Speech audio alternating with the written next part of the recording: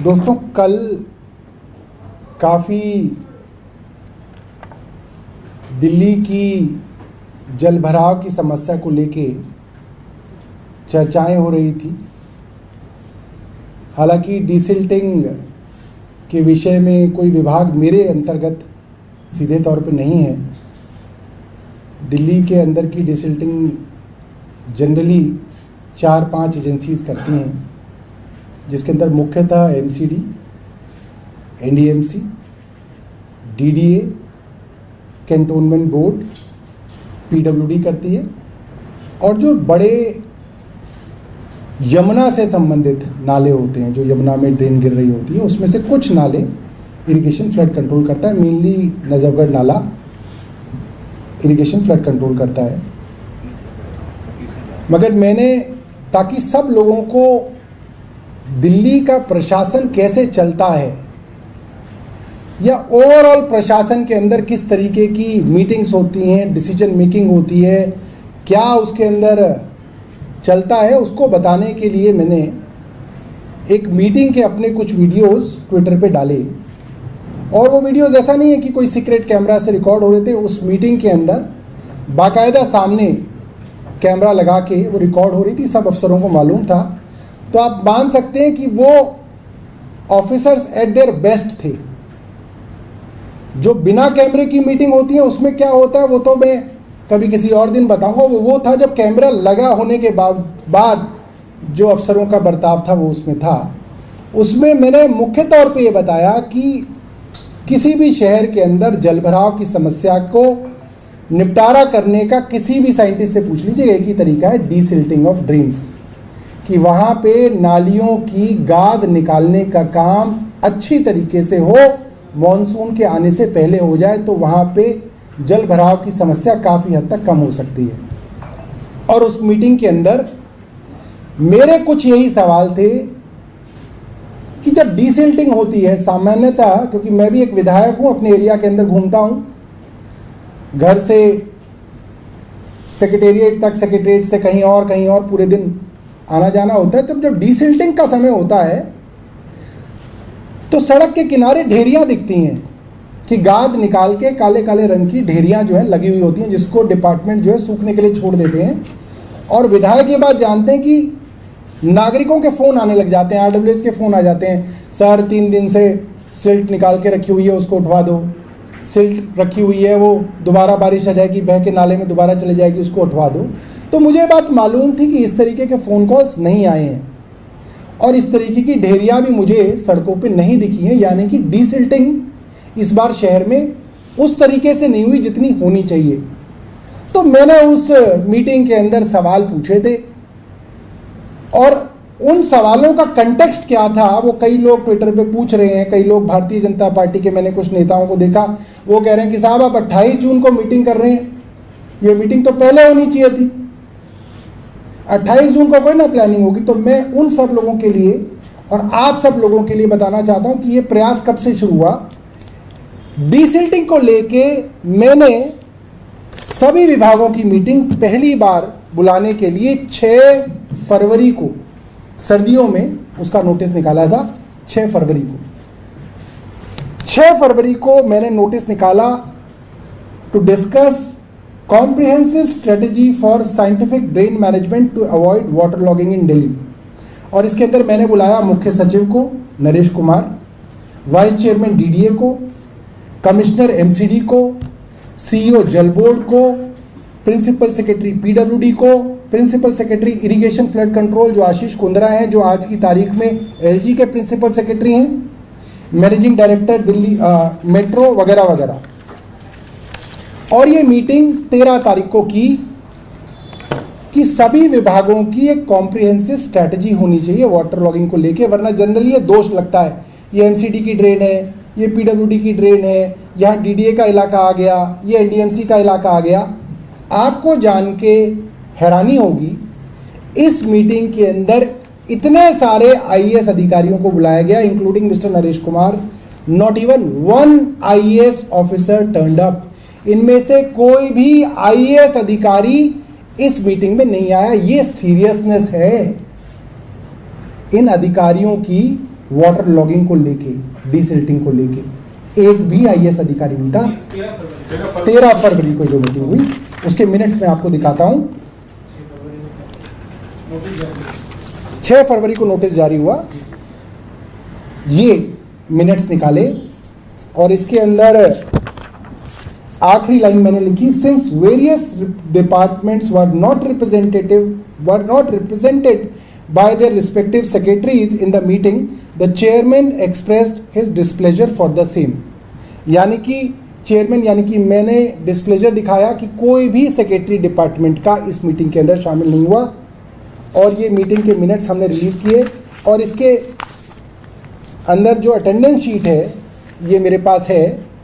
कई बार कह रहे हैं कि जी अब पार्लियामेंट्री कमेटी जांच करेगी, पार्लियामेंट जांच करेगी, एलजी साहब खुद जांच करेंगे। जो भी जांच करे, मैं ये कहना चाहता हूँ मेरे पास कोई विभाग नहीं है इससे संबंधित, मगर मैं ये सारे कागज जो है उस जांच में देना चाहता हूँ।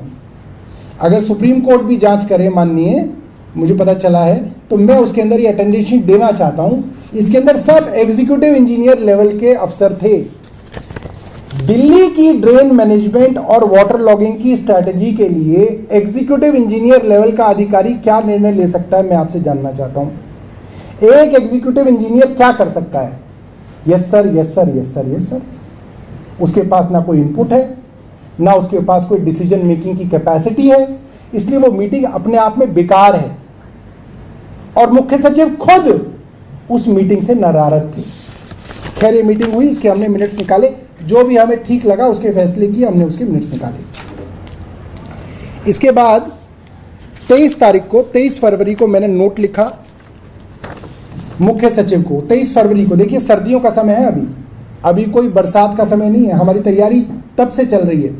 23 तारीख को मैंने नोट लिखा, इन जुलाई 2023 Delhi had faced unprecedented flooding in the areas adjacent to river Yamuna, putting the capital city standstill for the number of days. The government of Delhi had to displace thousands of people who were affected, वगैरह वगैरह। मैंने बहुत सारी चीज़ लिखी। फिर मैंने लिखा कि 13 फरवरी को मैंने मीटिंग बुलाई, उसके अंदर कोई भी डिपार्टमेंटल हेड और सेक्रेटरी नहीं थे। सारे डिपार्टमेंट्स एग्जीक्यूटिव लेवल के अधिकारियों के द्वारा रिप्रेजेंट किए गए थे। इस तरीके की मीटिंग का कोई फायदा नहीं है क्योंकि एग्जीक्यूटिव इंजीनियर इसके अंदर कोई डिसीजन नहीं ले सकता। और मैंने उसके बाद लिखा मुख्य सचिव को, इसीलिए आपको कहा गया है कि आप इन सभी एचओडीज के खिलाफ कार्रवाई करने के लिए इनको शो कॉज नोटिस दीजिए।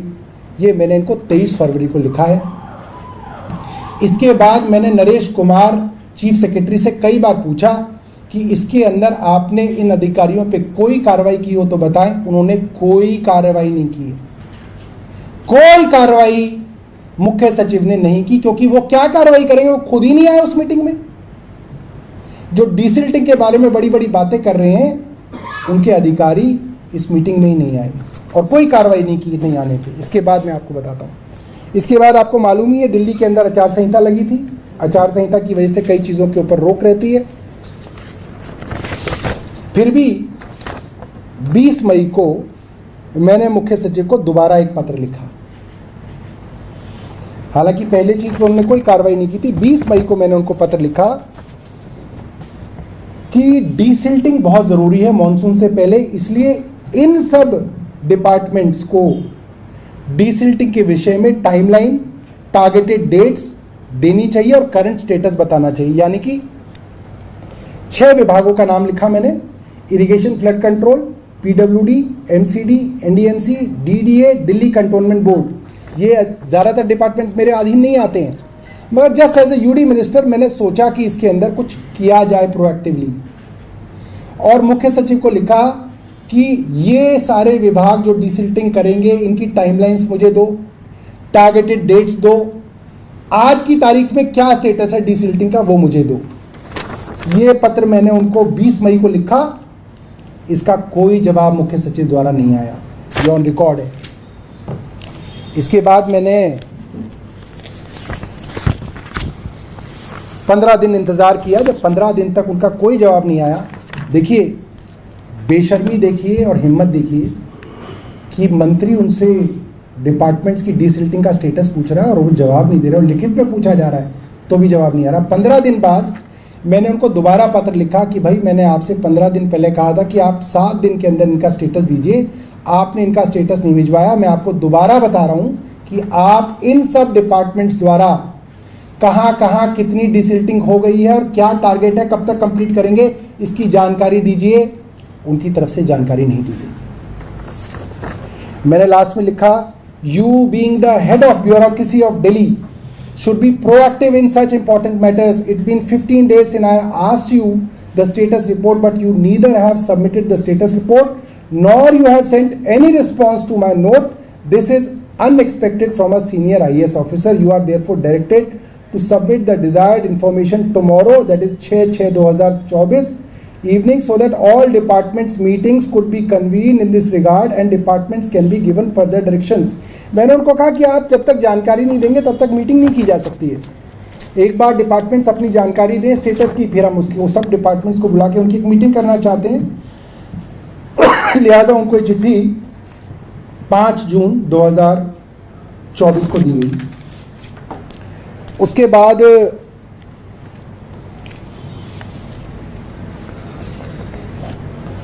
5 जून को ही शाम को मुख्य सचिव नरेश कुमार का ये मेरे पास एक भद्दा, बेहद घटिया, बेहद वाहियात पत्र मिला।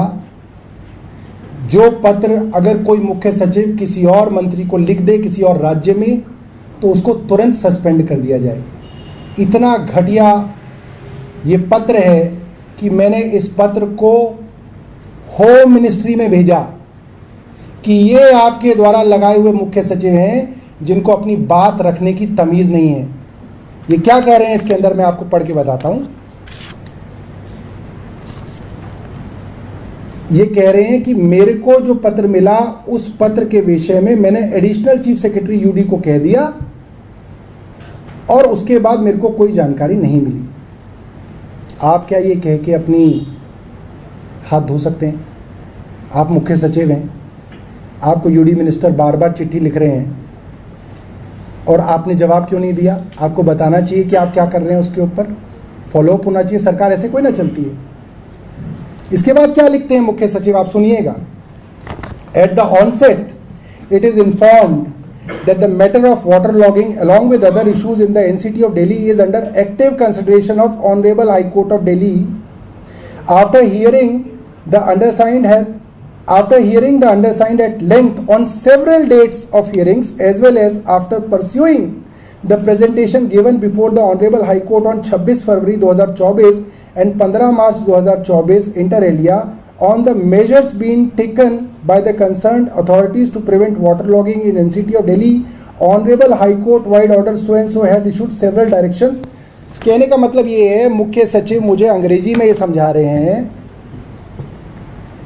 कि क्योंकि ऑनरेबल हाई कोर्ट मॉनसून की तैयारियों को देख रहा है और हमने ऑनरेबल हाई कोर्ट की हियरिंग 2 बार अटेंड कर ली है और ऑनरेबल हाई कोर्ट को हमने प्रेजेंटेशन दे दी है, तो हम जो है वो गंगा नहा गए, हम किसी की जवाबदेही नहीं है हमारी।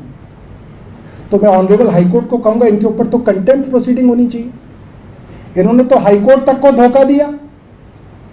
दिल्ली के अंदर मॉनसून की वाटर लॉगिंग का क्या हाल है इसके लिए मुझे बताने की जरूरत नहीं है। ये मुख्य सचिव हैं जिन्होंने एफिडेविट पे चुनी हुई सरकार से बातचीत किए बिना हाईकोर्ट को गुमराह किया। जाहिर सी बात है गुमराह किया। अगर गुमराह नहीं किया होता तो आज दिल्ली का ये हाल नहीं होता।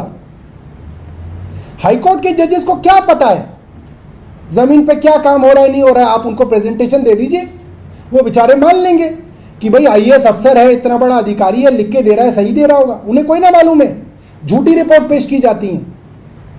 ये मुझे लिख के दे रहे हैं कि हम ये हाईकोर्ट को बता रहे हैं, लिहाजा हम आपको नहीं बताएंगे। भाई वाह, ये कौन सा कानून है? फिर हम तो मीडिया को बोल देते हैं कि भाई आप तो या तो हाईकोर्ट से पूछ लो या मुख्य सचिव से पूछ लो, क्योंकि इनका मामला तो हाईकोर्ट में चल रहा है, तो कह रहे हैं हम किसी को बताएंगे ही नहीं। ये लिखित में है मुख्य सचिव द्वारा, नरेश कुमार द्वारा, जिसको 2 बार एक्सटेंशन दे चुकी है केंद्र सरकार, क्योंकि उनको इससे अच्छा अफसर नहीं मिल रहा दिल्ली के लिए।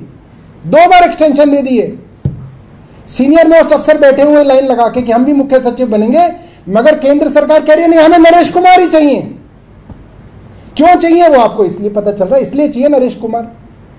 क्योंकि वो दिल्ली को बर्बाद करने का पूरा काम कर रहे हैं। इसके बाद क्या लिखते हैं वो आगे सुनिए क्या लिखते हैं वो एक मंत्री को लिख रहे हैं, waking up at the last moments would not be sufficient to take appropriate actions to avoid waterlogging in the city, as the issues were lying unattended for considerably long periods. ये आदमी मई में मंत्री को ये बता रहा है, उस मंत्री को जो फरवरी में मीटिंग ले चुका है, जिस मीटिंग में ये आए नहीं, जिस मीटिंग में ना आने के लिए इनको मैंने लिखा कि आप भी नहीं आए और आपके अधिकारी नहीं आए, आप कार्रवाई कीजिए, ये आदमी इसको लिख रहा है। तो मैंने इनका जवाब एमएचए को भेजा और इनको भी भेजा।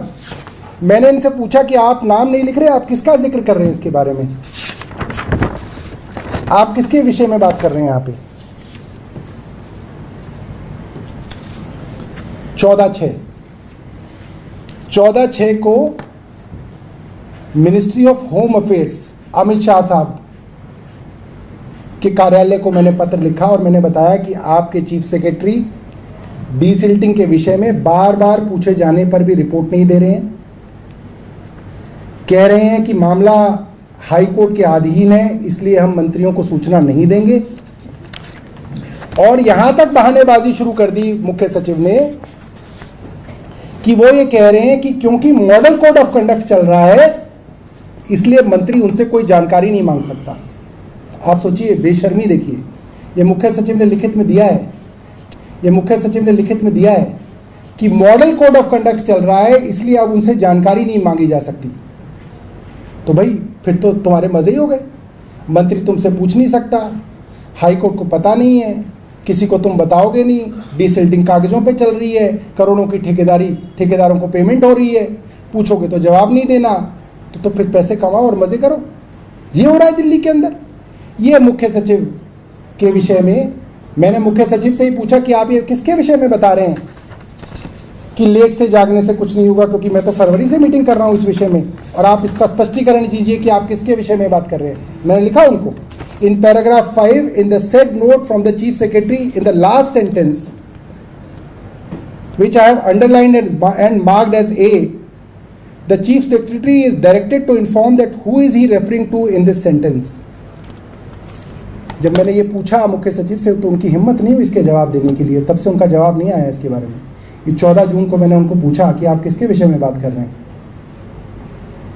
सिर्फ बदतमीजी भरे पत्र लिखना, अपना काम ना करना, भ्रष्टाचार को बढ़ावा देना, भ्रष्ट अफसरों को पनाह देना और बार बार कहने पे भी जांच ना करना, सिर्फ ये हो रहा है। उसके बाद और भी सुनिए, अभी कहानी खत्म नहीं हुई।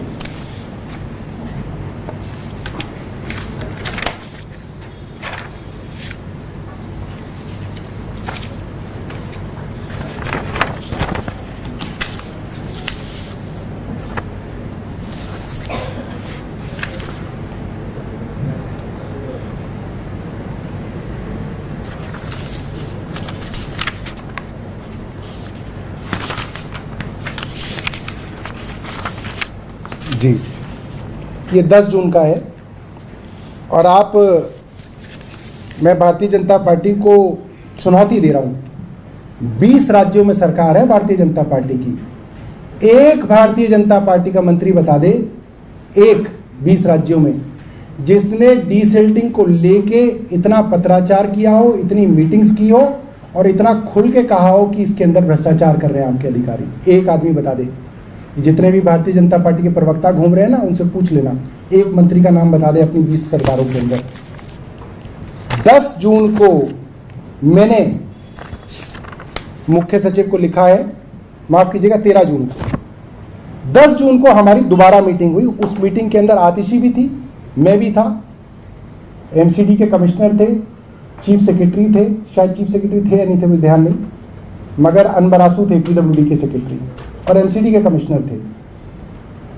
मैंने वहां पे कहा कि एमसीडी और पीडब्ल्यूडी जो मुख्य तौर पे वाटर लॉगिंग के लिए जिम्मेदार होते हैं, वे अपनी जो रिपोर्ट देते हैं वो ऐसा करते हैं, डीसिल्टिंग 80% कंप्लीट, डीसिल्टिंग 90% कंप्लीट, और जिस दिन मानसून आ जाता है उस दिन तक 95% चलाते हैं। जिस दिन मॉनसून आ गया उस दिन 100% कंप्लीट करके किताब बंद कर देते हैं। अब ये 85% कंप्लीट का क्या मतलब है, इसको कोई कैसे चेक करे कि भाई 85% कौन सा है। मैंने वहां मीटिंग में कहा कि भाई आप अगर ये कहते हैं कि 90% कंप्लीट हो गई आपकी डिसिल्टिंग, तो आप मुझे सिर्फ उन ड्रेन्स के बारे में बता दीजिए जो पूरी डिसिल्ट हो गई, जो रह गई 10% उनको छोड़ दीजिए, वो आप करते रहना। आप सिर्फ जो डिसिल्टिंग हो गई पूरी वो मुझे दे दीजिए। और अगर कोई ड्रेन 90% डिसिल्ट हो गई तो आप लिख दो कि जी रविदास मार्ग के अंदर फला मकान नंबर से फला मकान नंबर तक ड्रेन 100% डिसिल्ट हो गई, यहां से आगे नहीं हुई है, यहां से आगे गाद नहीं निकाली गई है। ये मैंने 10 जून को सभी अधिकारियों के सामने कहा कि आप मुझे लिस्ट सौंप दें, मैं इसको वेरीफाई कराना चाहता हूं। मैंने उनको बताया मीटिंग के अंदर कि मैं उनको वेरीफाई कराना चाहता हूं, आप मुझे सौंप दीजिए। कब तक सौंपेंगे? बोले सर शाम तक ही दे देंगे, तो लिस्ट हमारे पास है ही। मैंने कहा अभी दे दो। कह रहे सर शाम को दे देंगे। 10 को नहीं दी, 11 को नहीं दी, 13 को मैंने पत्र लिखा। 13 को मैंने जो पत्र लिखा है चीफ सेक्रेटरी को लिखा, इसको आपको मैं बढ़ के बता देता हूँ। मैंने इसमें लिखा कि 10 जून को मैंने मीटिंग की, जिसके अंदर पीडब्ल्यूडी ने कहा कि हमारी 61% ड्रेन पूरी हो गई है, एमसीडी ने कहा कि हमारी 87.14% ड्रेन पूरी हो गई है। मेरा ये एक्सपीरियंस है कि इस तरीके की डिसिल्टिंग ग्राउंड पे नहीं होती, सिर्फ कागजों में होती है। इसमें बड़े लेवल पे भ्रष्टाचार होता है, ठेकेदारों को कागज के काम के आधार पे पेमेंट की जाती है। लिहाजा मेरे को आप लिस्ट सौंपे ताकि मैं उसको थर्ड पार्टी ऑडिट कराऊं और मैं खुद उसको वेरीफाई कराऊं।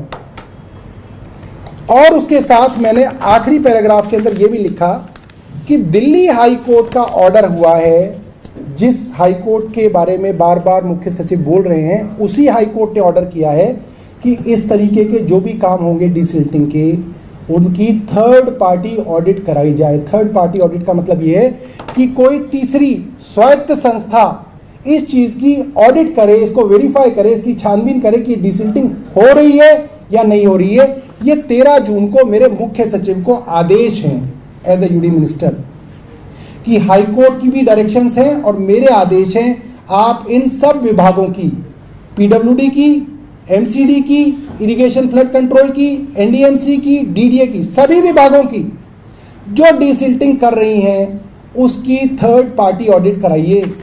मैं पूछना चाहता हूं भारतीय जनता पार्टी से, मुख्य सचिव ने क्यों नहीं कराई थर्ड पार्टी ऑडिट? क्यों नहीं कराई? क्योंकि उनको मालूम है चोरी हो रही है, उनको मालूम है भ्रष्टाचार हो रहा है, उनको उस भ्रष्टाचार को बचाना है, इसलिए थर्ड पार्टी ऑडिट नहीं करानी है।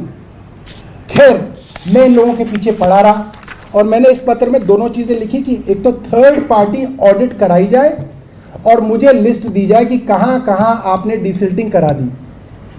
बड़ी मुश्किल से घूमते फिरते 20 तारीख को ये लिस्ट मेरे पास आई। मैंने अपनी विधानसभा के एक व्हाट्सएप ग्रुप में, जिसमें जनरली सारे इस तरीके के लोग हैं, आरडब्ल्यूए के लोग हैं, एक्टिव लोग हैं, वहां पे ये लिस्ट डाल दी और मैंने कहा कि भाई ये लिस्ट मेरे को पीडब्ल्यूडी से मिली है, कहा जा रहा है कि इनकी डिसिल्टिंग हो गई, आप जाके इसको देख के मुझे वीडियो और फोटो खींच के भेजो, लोकेशन भी भेजो।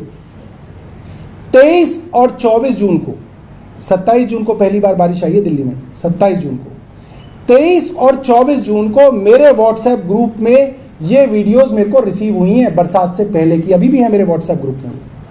23 जून और 24 जून को, जिन वीडियोस के अंदर साफ तौर पे वो आदमी वीडियोस को दिखा रहा है।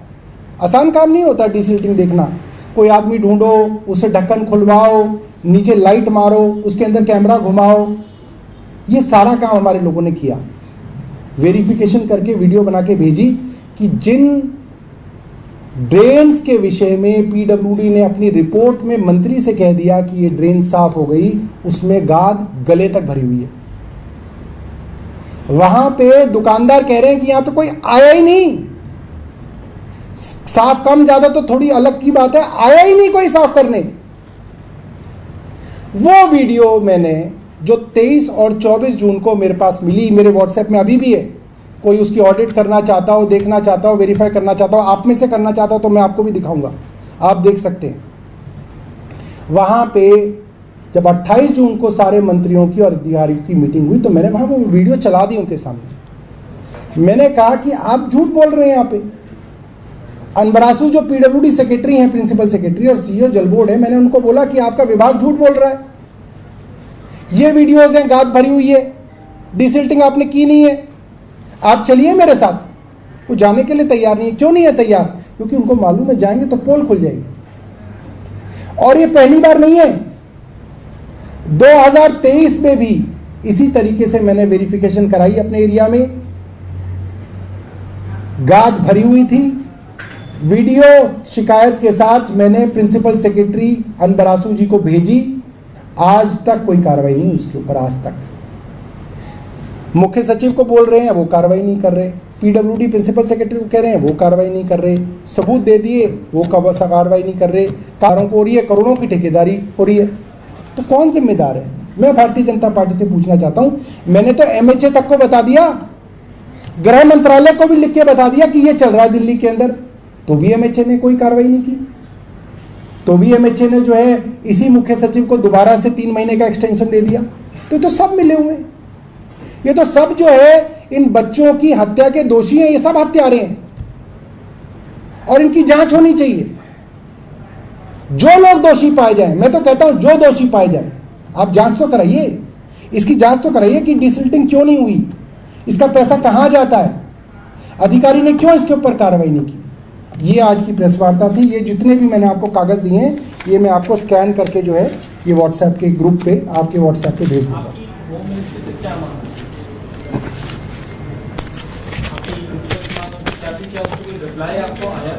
देखिए, ये सारी की सारी कोई रिस्पॉन्स नहीं आया होम मिनिस्ट्री से, मेरे पास कोई जवाब नहीं आया।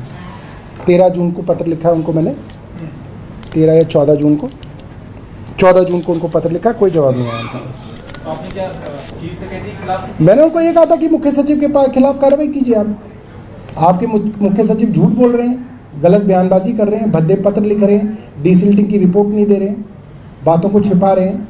एक लेटर एलडी की तरफ से भी अभी पुराना निकाला गया है और कहा गया है कि अप्रैल में हमने बुलाया था मीटिंग के लिए, आरपीसी आपका और दूसरे मंत्रियों का नाम है, लेकिन आप लोग नहीं गए। एलजी का क्या लेने देना है इसमें?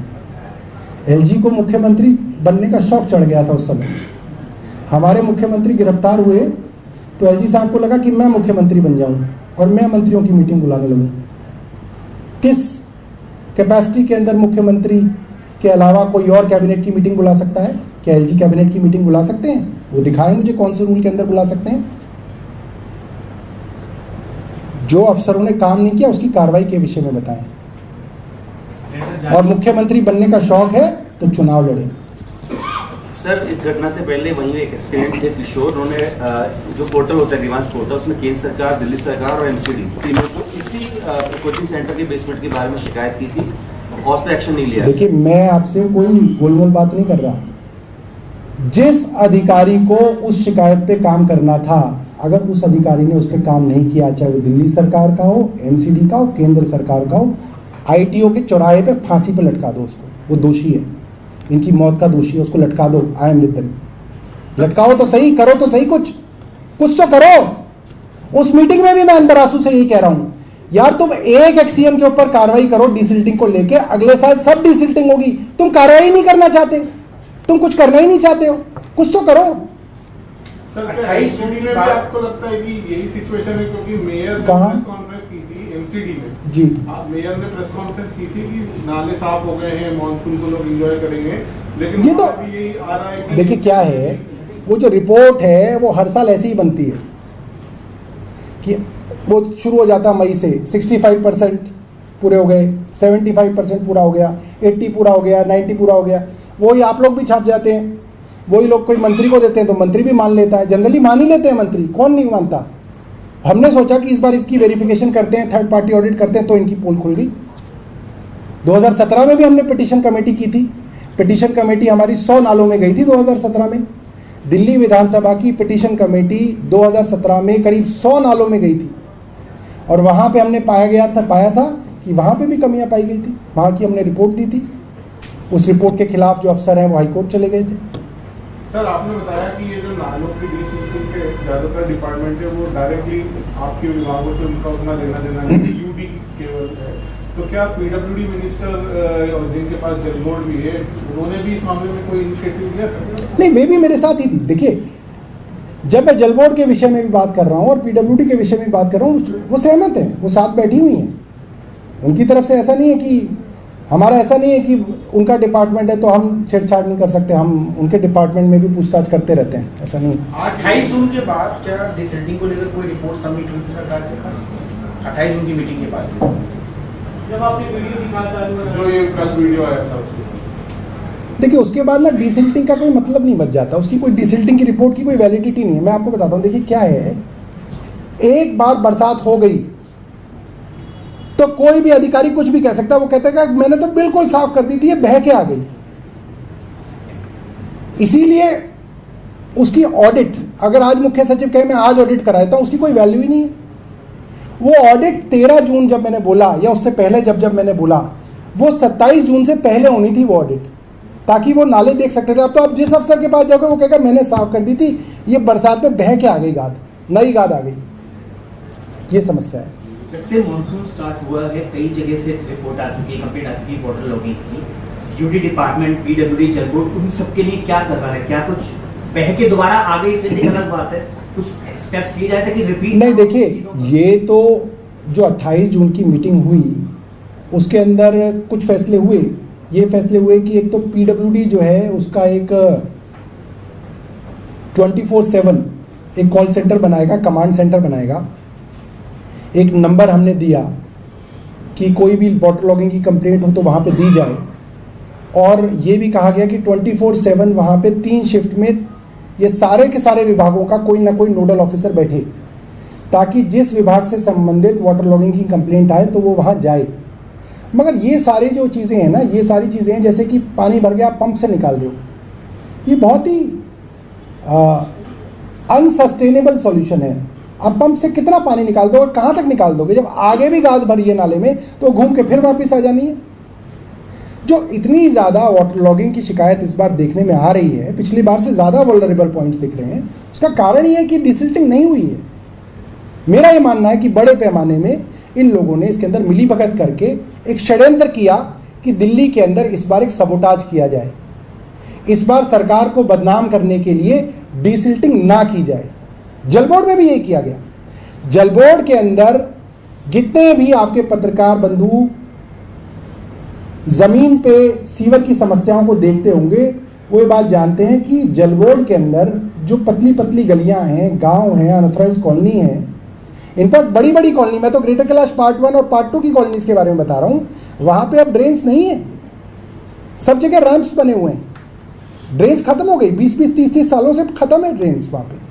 वहां पे जितना भी पानी बहता है वो या तो सड़क के ढलाव से बह जाता है या वो सीवर के रास्ते उसकी निकासी होती है। और इस बार पिछले कई महीनों से जल बोर्ड ने 2 षड्यंत्र किए। एक, जितनी भी मैनुअल लेबर जल बोर्ड के अंदर हुआ करती थी, जो कि सालों से होती थी, हर विधानसभा में कहीं 20, कहीं 25, कहीं 15 मैनुअल लेबर होती थी कि कहीं पे सीवर की दिक्कत हो, पानी की दिक्कत हो तो वो मैनुअली उसको करती थी। खपच्ची मार के सीवर खोला जाता था। हर जगह मशीनें नहीं जा सकती, संकरी गलियां हैं गाँव के अंदर, कटरों के अंदर, वहाँ डिसल्टिंग के लिए मशीन नहीं जा सकती, खपच्ची से ही काम होता है आज भी। इन्होंने एक षड्यंत्र के तहत सारे के सारी मैनुअल लेबर को निकाल दिया सीओ जल बोर्ड ने। दूसरी बात, कहीं पे भी अगर सीवर की बड़ी ब्लॉकेज होती है तो वो ना खपच्ची से खुल सकती है, ना छोटी मशीन से खुल सकती है, उसके लिए you need a super sucker, यह आपको रिसाइकलर चाहिए होता है। एक षड्यंत्र के तहत पिछले कई महीनों से दिल्ली जल बोर्ड में एक भी सुपर सकर मशीन नहीं है, एक भी रिसाइकलर मशीन नहीं है। जहां 16 सुपर सकर होते थे दिल्ली जल बोर्ड के पास, there is no super sucker at all in Delhi Jal Board. क्यों? क्योंकि it was a conspiracy sabotage Delhi, कि जब मॉनसून आएगा, हाहाकार मचेगा तो सीवर बंद हो जाएंगे, तो खुलेंगे नहीं 15-15 दिन तक, खुल ही नहीं सकते, कोई तरीका ही नहीं है। अनबरासू मुझे बता दे कोई और तरीका है तो मैं मान जाऊंगा कि भाई मैंने 10 साल कुछ नहीं किया, अनबरासू को ज़्यादा पता है, वो मुझे बता दे। मेरे अपने गांव के अंदर सीवर भरा हुआ, अपने गांव के अंदर, अपने गांव के जहाँ मेरा घर है ना, मेरे घर के सामने भरा हुआ है सीवर। और वो सुपर सेकंड के अलावा नहीं खुलता। जगह जगह समस्या है वाली, जानबूझ के षड्यंत्र। इसलिए वो डिस्कशन भी हुआ उस मीटिंग में, 28 तारीख वाली मीटिंग में, कि भाई सुपर सेकंड मशीनें क्यों नहीं है, मैनुअल लेबर क्यों हटा दी गई। षड्यंत्र है। एलजी साहब जवाब देना इसका। उनके चहेते अफसर हैं जिनको उन्होंने जल बोर्ड पे लगाया हुआ है, पीडब्ल्यूडी पे लगाया हुआ है, चीफ सेक्रेटरी पे लगाया हुआ है। ऐसा क्या काम कर रहे हैं वो कि उनको इतने बड़े बड़े पदों पे जो है आसीन कर रखा है। ये काम कर रहे हैं वो, दिल्ली को बर्बाद करने का काम कर रहे हैं। सर शनिवार को जब इंसिडेंट हुआ था उसी समय रात को आरसीबी ने एक पत्र लिखा था और इंक्वायरी ऑर्डर की थी और 24 घंटे में रिपोर्ट मांगी थी चीफ सेक्रेटरी से। तो एक तो क्या कोई रिपोर्ट उनकी तरफ से आई है, और दूसरा ये कि आज एलजी भी वहाँ गए थे। एलजी गए थे, मैंने सुना कि एलजी के खिलाफ नारेबाजी हुई वहाँ पे काफ़ी। तो एलजी साहब को इन सब चीज़ों से बचना चाहिए। ये कोई अच्छी बात कोई ना कि एलजी साहब वहाँ गए, हालांकि हमें पसंद नहीं करते वो, बट है तो हमारे भी एलजी। एलजी वहाँ गए, वहाँ पे लोगों ने गो बैक एलजी के नारे लगाए। ये कोई शोभा कोई ना देती है। हाँ, हमारे मेयर अतुल माथुर जी, आपको बता रहा हूँ, हमारी मेयर उसी वक्त, दूसरे दिन नहीं गए, तीसरे दिन नहीं गए, हमारी मेयर, हमारे जिसका डोमेन है, हमारे मेयर और हमारा लोकल एमएलए वहीं पे मौजूद था, पूरी रात मौजूद थे। हाँ, नहीं वो नहीं गए, जिसका डोमेन था एमसीडी का, जिसका एमसीडी का डोमेन था अतुल माथुर जी, वो गए वहां पे, छापिए इसको आप अच्छे से। वो तो हम लोग लिख ही चुके जो गए थे, बार-बार रिपीट करेंगे। ठीक सर। हाँ जी सर, सांसद प्रवीण ने संसद में भी इस मुद्दे को उठाया। उनका कहना है कि सरकार की तरफ से बयानबाजी होती है, जवाब नहीं मिलता। दिल्ली सरकार से जिस संवेदनशीलता की उम्मीद थी वो नहीं दिखी। जांच और जिम्मेदारी तय हो। हाँ तो हो ना जांच, हम कहाँ रोक रहे हैं। जांच कराना है ही एलजी के हाथ में। दिल्ली में जितनी जांचें होती है, हर हफ्ते तो एक जांच होती है एलजी द्वारा। तो इसको कहने का क्या फायदा है कि जांच हो? भाई जांच आप ही को करानी है। जांच का अधिकार ही सिर्फ केंद्र सरकार के पास है। दिल्ली के अंदर पूरे दिन जांच ही तो होती है। मुख्य सचिव क्या करते हैं? ये जांच वो जांच, पत्रकारों को बिठा बिठा के उनको देते हैं कि देखो ये जांच का आ गया, ये ले लो, ये छाप दो कल, ये ले लो, ये कल छाप दो। वो तो करते हैं पूरे दिन। हमें तो पता है ना 5th फ्लोर पे कौन कौन बैठा रहता है। मतलब कुल मिला के आपका आरोप है कि ब्यूरोक्रेसी पूरी तरीके से इसको फेलोर कर रही है, पूरे सिस्टम को। ब्यूरोक्रेसी नहीं, एलजी और भारतीय जनता पार्टी की केंद्र सरकार ब्यूरोक्रेसी का इस्तेमाल कर रही है। ब्यूरोक्रेसी के पास क्या है? आज हमारे पास पावर आ जाएगी, वो सारी की सारी ब्यूरोक्रेसी हमारे लिए काम करनी शुरू कर देगी। वो सारे पत्रकार जो ब्यूरोक्रेसी के पास बैठते हैं वो हमारे पास बैठना शुरू कर देंगे। उसमें क्या है? तो पावर का खेल है। जो 5th फ्लोर पे हैं वो 7th फ्लोर पे आके मिलने लगेंगे।